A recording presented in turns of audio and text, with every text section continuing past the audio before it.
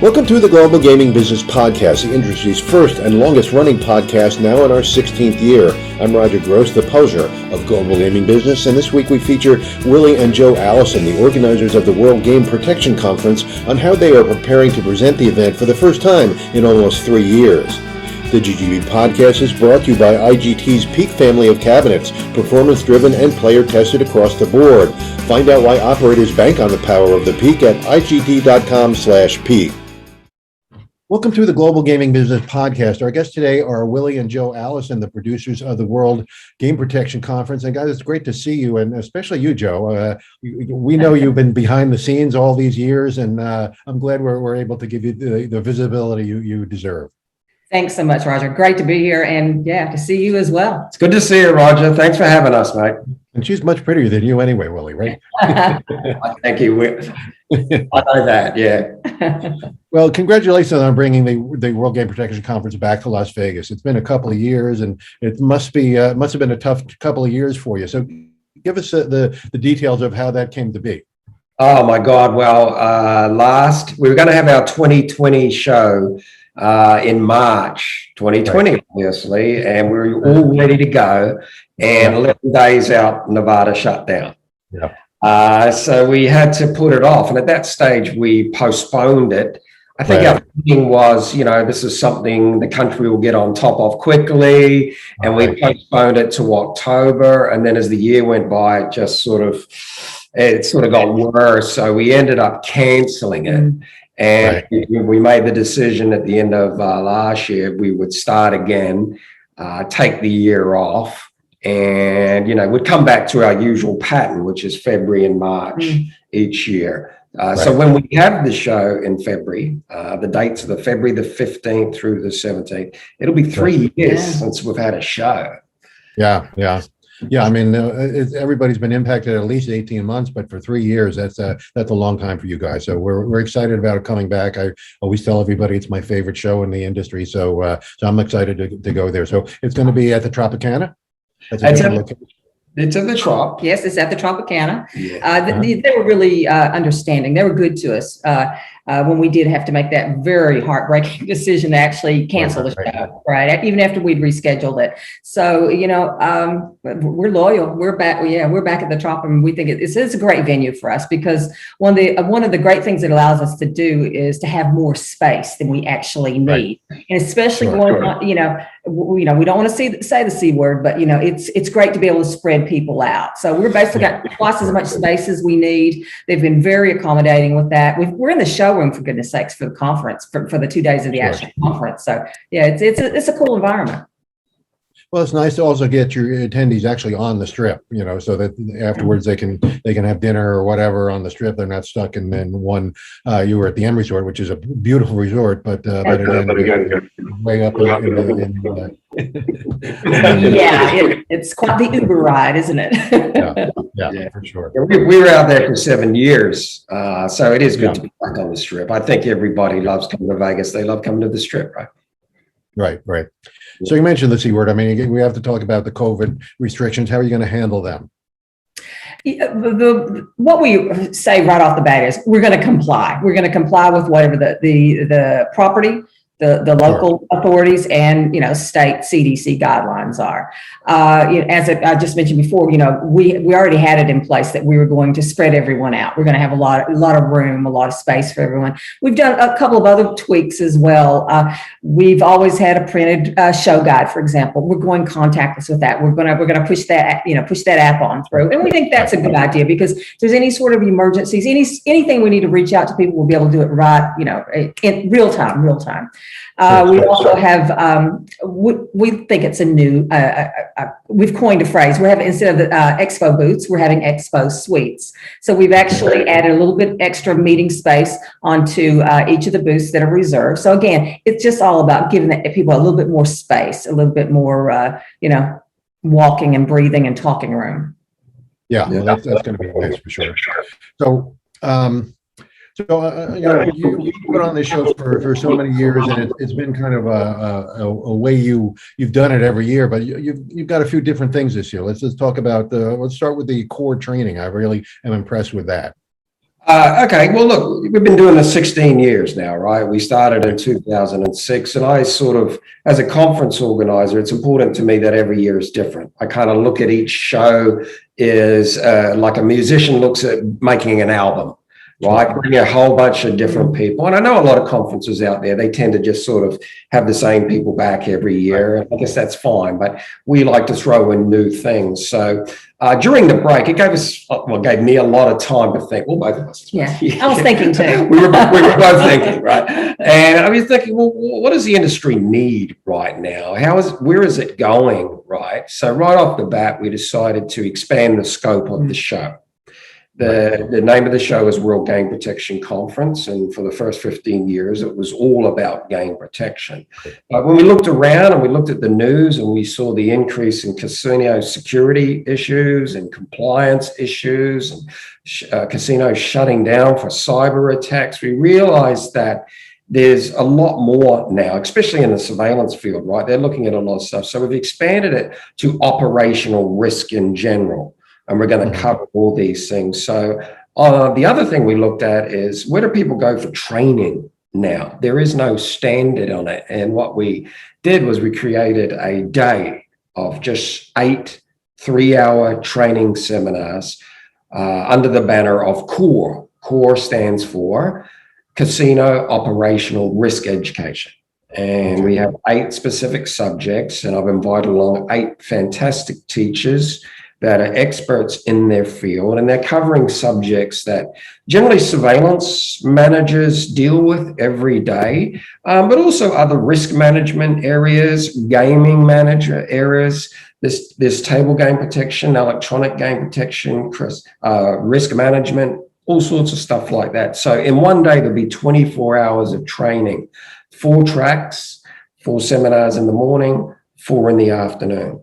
And what we hope to do is have that recognized. So if somebody over the next few years goes and sees or goes through each seminar, they'll be recognized through certification or something like that. So it's a bit of a smorgasbord of training. And also the other thing we realize that right now, people that come to our conference, we'd often get people that have possibly been in the business like 30 years. We'll get some that have been in the business 3 months.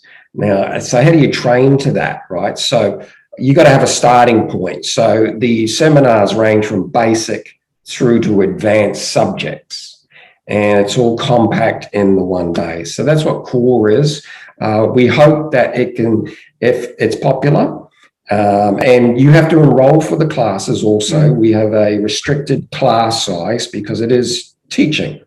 Unlike a conference where we get into the theater, right? We want it to be a good learning experience. So our hope is this will be around every year and people will know it's there. Right. So that's CORE. A little bit about the second day, because each day has a theme, right? So you've done your training, you've learned a little bit about operational risk in casinos. The next day we invite all these guests, mainly from outside the industry, that can give their perspectives on topics or issues that the industry is being confronted with right now. Some of those subjects are things like money laundering, human trafficking, the cyber attacks, sports betting is big, problem gambling. And we bring in interesting people that can give us some sort of different insight into it, a different look at it, right? Sure. And that's done in the theater. It's a general session. So everybody sees that. And then the third day, I call it Industry Day. That's where after 2 days of learning, we reel it all back in. And the 4 hours in the morning is I'm calling a huddle, right? We've got a couple of very relevant subjects, facial recognition. We've invited a scientist to come and talk about the science behind it, and audio on table games. But then we're having a 100-minute discussion led by a vice president of casino ops. We're actually going to look at, and this is where we look at COVID, and this is where we look at operational policies that casinos have had for 30, 40 years, or they just introduced in the last 18 months because of COVID. And we're going to have an interactive discussion on, hey, what should stay and what should go? Sure, yeah. And, we finished the afternoon off with, hopefully some motivation and a good, happy note with some inspirational talks. And so that's it. So there's a theme for each day. Mm-hmm. So you've been always have a great attendance there. I mean, you've had several hundred people every year, and this year, with the Great Resignation going on, and people not coming back to their jobs, but also the casinos don't want to lose people. Are you seeing them enroll more people at your event because they want them to feel like they're valued because they need this extra training? Sign-ups have been, I guess, on par, maybe a little lower than a normal year. And we're hearing the same stuff. There's been a lot of turnover, resignation. There are still some that have an issue with traveling and so forth. But the other thing we're hearing is they're having record-breaking years. Right? That's right. I mean, they really are, and they can't staff the place enough. They're understaffed right now. As you said, the Great Resignation, people have moved on. We could have a long 1-hour discussion on the reason for that. I don't know. So I'm actually more concerned about people being able to get away to the show with the staffing levels they are, right? But then the other thing is too, over the course of COVID and now with the turnover of staff, there's a lot of new employees out there. Hence, that's why the core training is so important, right? So, to your question, a lot of times it was an event where, you'd have a big group and, there would be a couple of people who were recognized for whatever they'd done that year. They were coming as well. But now, I mean, you can see where that same group can be intact, but they're going to break off, and core is going to be very important to them because you're going to have, someone, for example, who needs, video surveillance 101. You know what? Perfect. Your entry level. But then you might have someone, as Willie said, with more experience, want to go into data analytics or some of, investigating gaming losses. So, that's why, he's done it. So there's something for everyone in the training. And then, of course, the conference, I always think it's for everybody. Yeah, the thing, after 3 years, I felt strongly that everybody needed to come back and get a realistic look of the operational threats. Probably a reminder, even if it's just awareness. And some of the speakers like Jeffrey Robinson and Michael Francesi and they've been very vocal in certain areas, right? So we just want them to, after 3 years, come in and go, these are important. We need to look at this and so forth. So, as a comeback show, we wanted to find a way, first and foremost, is to bring people back together. Yeah. Yes. There's a lot of knowledge in the room. And I think the other shows that have been opening this year, they've found that too. Maybe their numbers were down. Maybe there wasn't as many vendors. Maybe people are still finding their way with mergers and all that sort of thing. But oh my God, they just love catching up with people, peers in the industry, and talking shop. And it's so important right now, right? Because there's a lot of craziness out there. There's a lot of these new COVID measures. They got to do this. There's all these new laws coming in. There's anti-money laundering. There's sports betting. There's online gaming and all these things. So everybody, the biggest question I get as a conference organizer is, what is everyone else doing? Yeah. And that's why the session on the third day is so important. That's actually what it's called. What's everyone doing?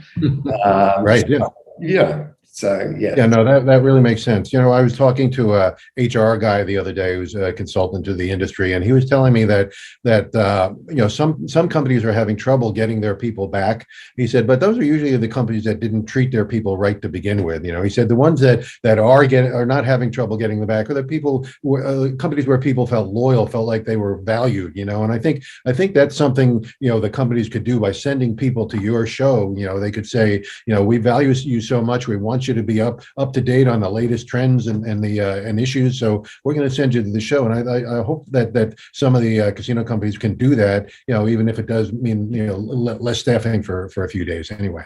Yeah, look, bingo. And that's what we thought moving forward. I mean, we went over a period over the last few years. What's it all going to look like when you come back? You're going to be in need.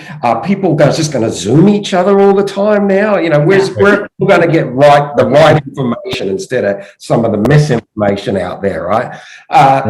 So, that's why it's important, because all these new people coming in, all this turnover, they're going to need training. Right. Right. Yeah, sure. we want to be the ones that give them that training. So core is hopefully we're setting that up for the future. So people will know every year in February, there's a place they can go to get that basic training and all the other good stuff that comes with it. Yeah, no question. So you do to extend, pretty much beyond the security and surveillance field. For example, you've got a session on hacking and cyber attacks. I was at my first conference last week in California. I went to an Indian gaming conference there, and they had a guy up there who was expert in cyber attacks, and he was saying, you have to almost put a wall around your data, and he said it's even if you're plugged into a wide area progressive jackpot, there's a little hole where they can send a cyber attack in, and now when you talk about this cashless stuff, boy, there's all kinds of different data streams that are going in and out of your casino. So it was almost like, well, what can we do, But hopefully, the person doing your hacking thing will have some suggestions on what you can do. Yeah, the guy we've got, and every year, again, this is all about awareness. He's going to come and show us how he actually robs banks and robs businesses, and it's security related, right? Because he breaches walls through social engineering. So they think very similar to like cheats and so forth, so using distraction techniques and all that sort of stuff. So it's very, very, very similar, right? The thing is, where does it fit with us moving forward? I mean, it's a good question. I sort of look around, and I think we had record-breaking amount of casinos actually shut down in the last year or so. I've never seen anything like it. But we definitely, as an industry, we do need to address this from even not just the managers that come to our show, but full-on education for everyone in the organization that has a casino, right? Mm-hmm. So our guy is going to, talk about that. What can you do as a large organization? If you've got 1,000 computers and people logging in and log out, as you said, the threat from the outside is ever constant, right? So he's going to talk about stuff like that.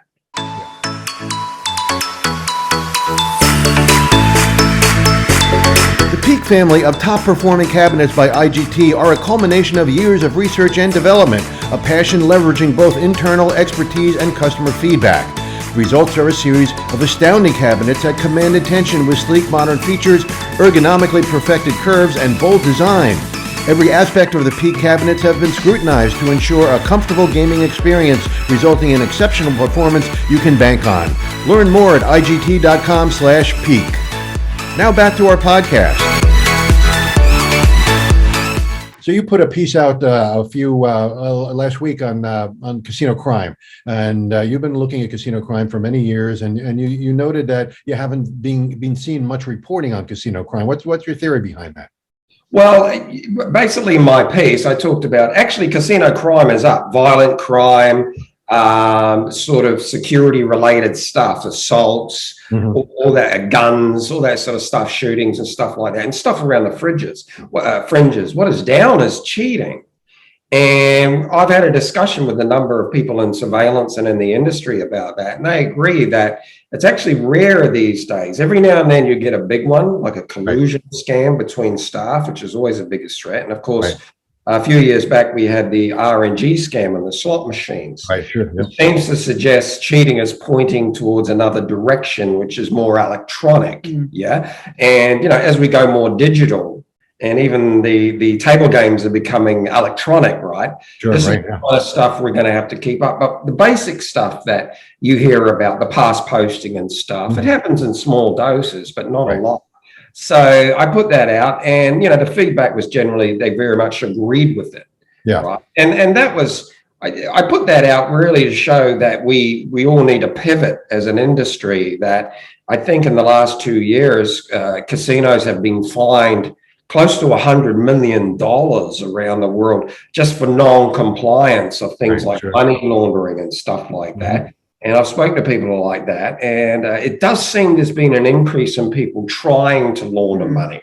Right. Where it used to be we just report it as a suspect transaction and you didn't really go anywhere. But now the case is, oh no, these people are trying to turn their cash over. And of course, if you look at the two big inquiries over the last year or so, the one in Crown in Australia and British Columbia, these are big things that deserve a lot more attention from us. And that's kind of where surveillance is looking at. So the violent crime concerns me a little bit.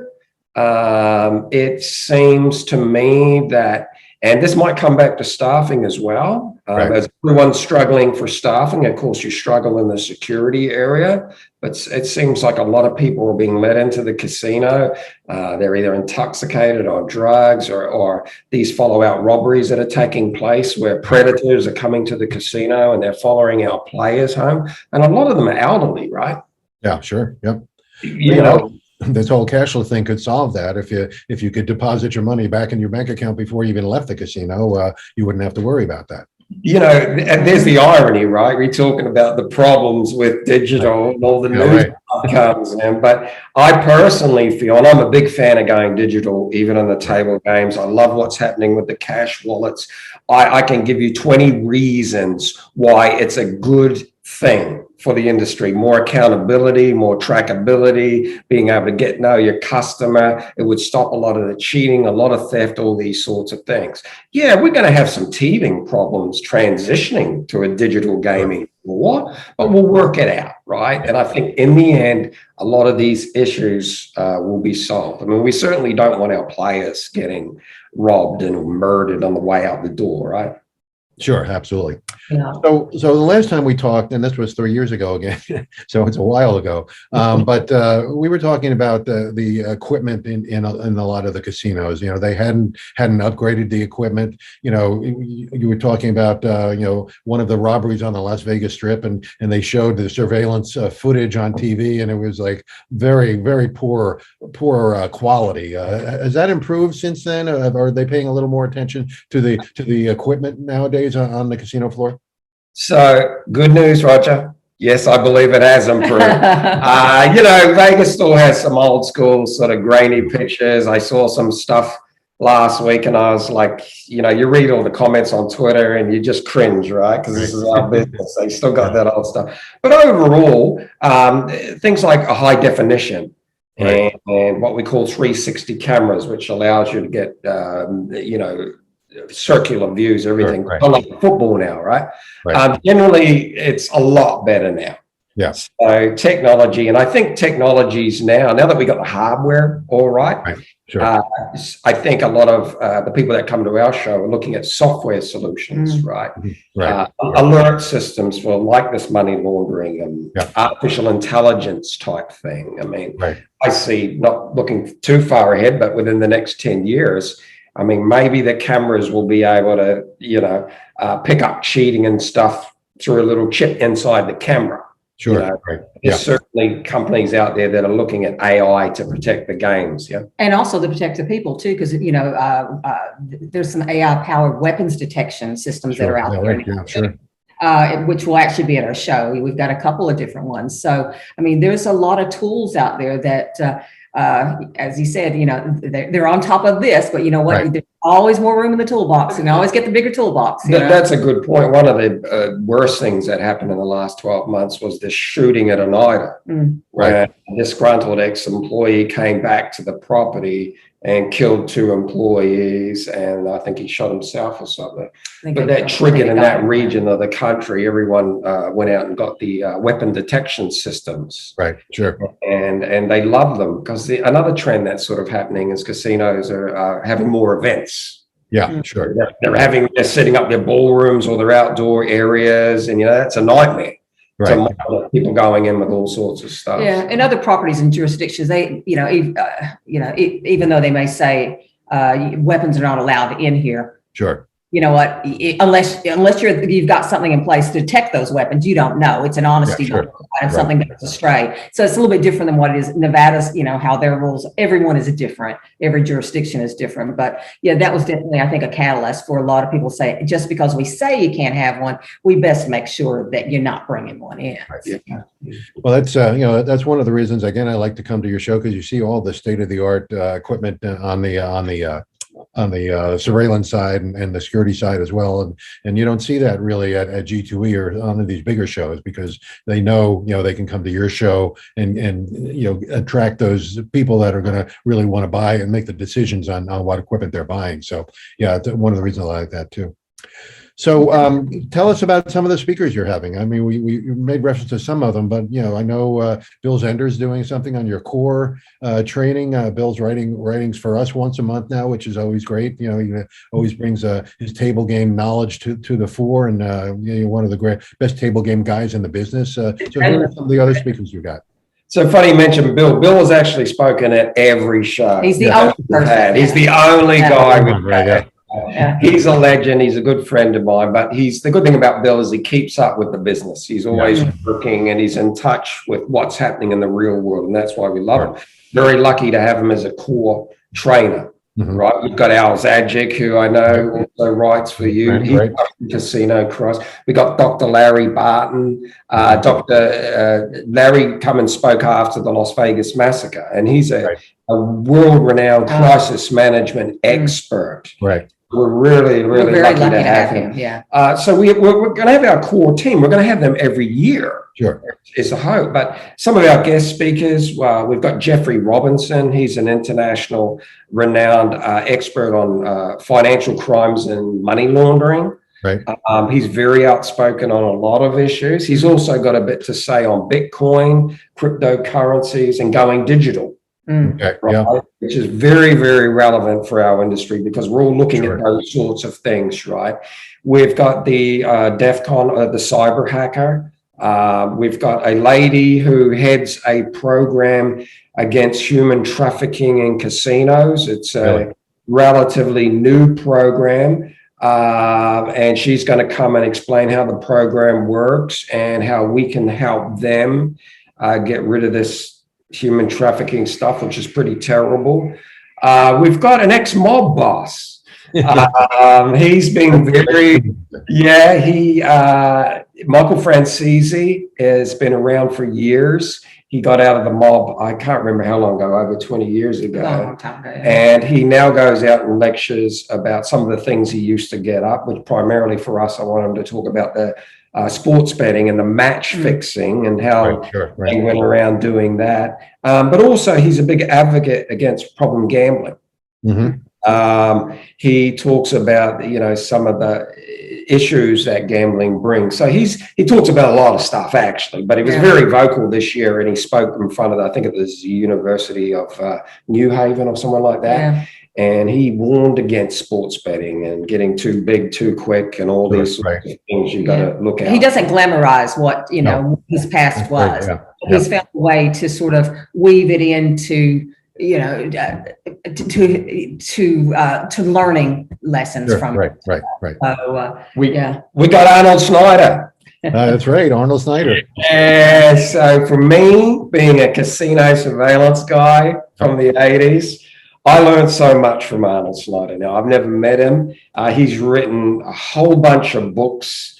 Thank you, Arnold, for that. He's a legend in Blackjack, specifically, but also an advantage play. And he's going to come and talk to Anthony Curtis, who's another legend gambler, the Las Vegas advisor, of course, very, very much up with the gambling scene.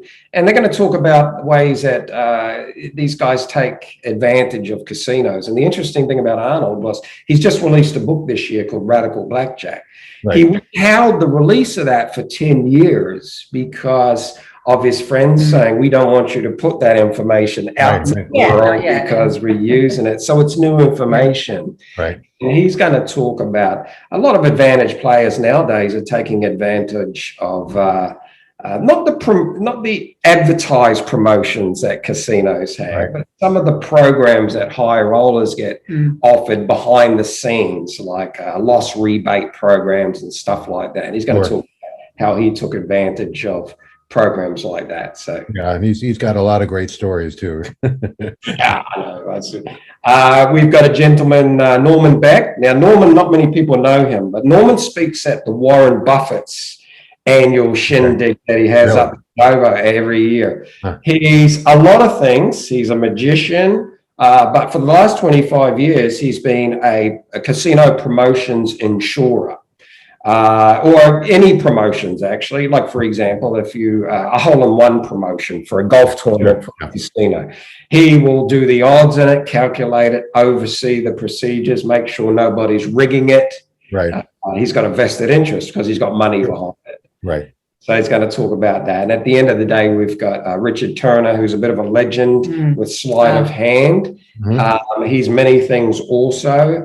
They made a movie about him, Netflix movie in 2017 called Doubt.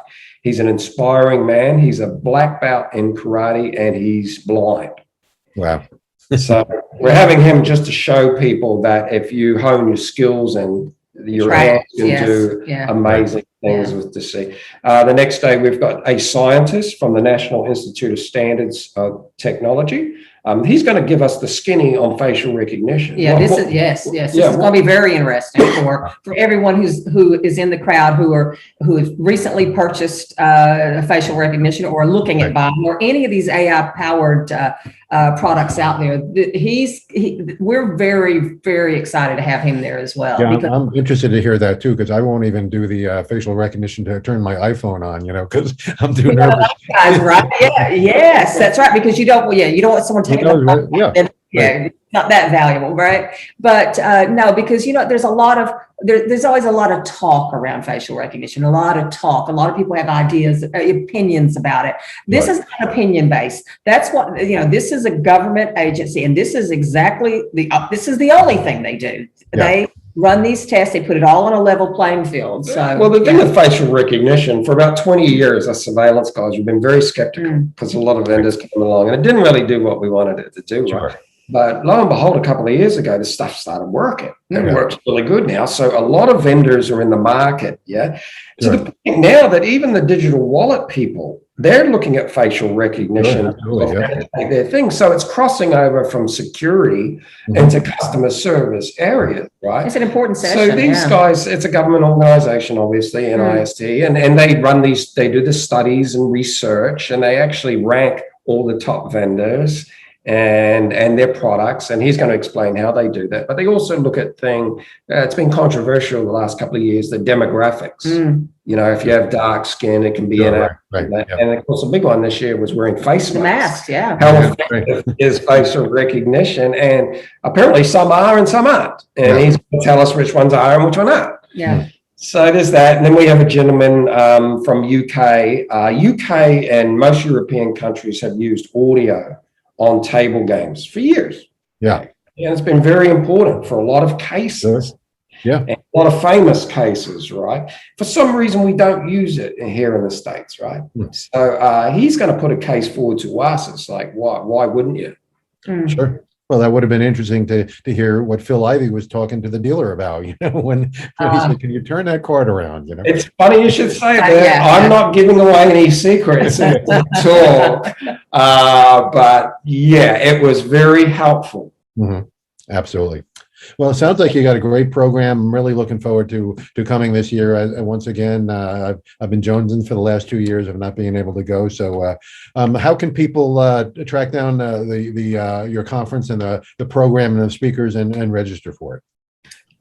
Go straight to the website, worldgameprotection.com. It's a new look website. We think we've sort of not simplified it, but we've streamlined it, and everything is right there. Just scroll all the way down, hit register at the button at the top. It'll take you straight to the registration page, but the program is there. All the speakers are there.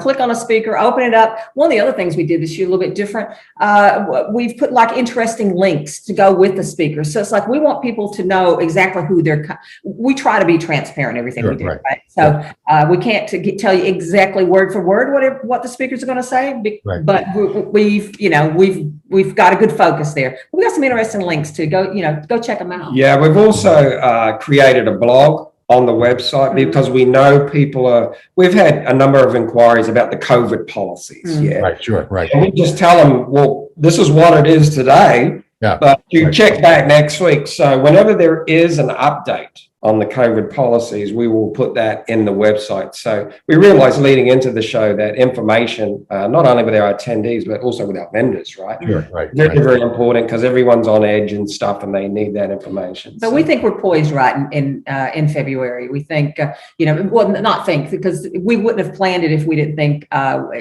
it's that people are going to be safe to come. Well, as I said, I went to my first conference last week, and it was very comfortable. And if it's half that good, I think you're going to be fine. So thanks for joining us. It's really great to see you, and I'm looking forward to seeing you in February, if not sooner. And I hope everybody else shows up too, and we all get back together safely and securely, and we learn a lot. All right. Thanks so much, Roger. Thanks, Roger. Thanks for having us, Mike. Thank you. Cheers. See you in February. Okay. Hope you enjoyed this week's GGB podcast, brought to you by IGT's Peak family of cabinets, performance-driven and player-tested across the board. For more information, visit IGT.com/peak. To learn more about security and surveillance, visit GGBmagazine.com. For all the news of the gaming industry delivered to your desktop every Monday morning, sign up for free at GGBnews.com by using the code GGB180. Don't miss a single edition of the podcast. Subscribe on iTunes or Spotify today. So we'll see you next time on the GGB Podcast.